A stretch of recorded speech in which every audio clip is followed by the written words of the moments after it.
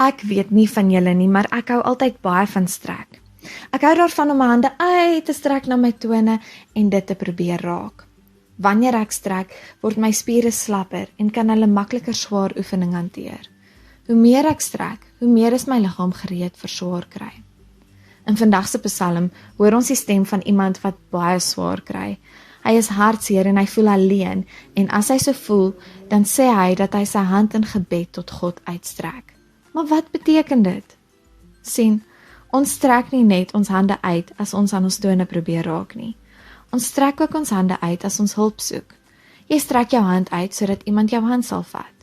So wanneer die digter, die skrywer hier bid, dan is hy eintlik besig om God se hulp te soek en te vra dat God sy hand sal vat, met ander woorde hom sal help. Maar vir die res van die gedig lyk dit asof God nie sy hand gaan vat nie, want hy bly hartseer en alleen voel. Dit lyk soos 'n baie hartseer gedeelte van die psalms. Dit is egter belangrik om te onthou wat die psalmdigter se eerste woorde in vers 2 is. Here my God wat my altyd help, ek roep elke dag om hulp, elke nag bid ek tot U. Hierdie gedeelte herinner ons, die lesers, dat die psalmdigter weet dat God altyd sal help.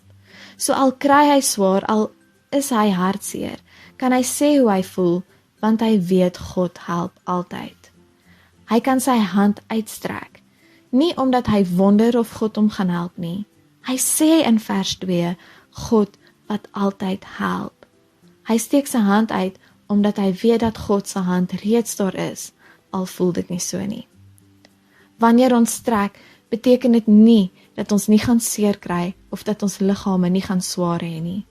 Maar dit maak dit vir ons liggame moontlik om meer te kan hanteer. Wanneer ons uitstrek en God vir hulp vra, beteken dit nie dat ons nie gaan swaar kry nie. Ons gaan dalk nog steeds hartseer en alleen voel partykeer. Maar dit maak dit vir ons makliker om dit te hanteer, omdat ons weet dat God se hand reeds vir ons wag, dat God ons altyd sal help.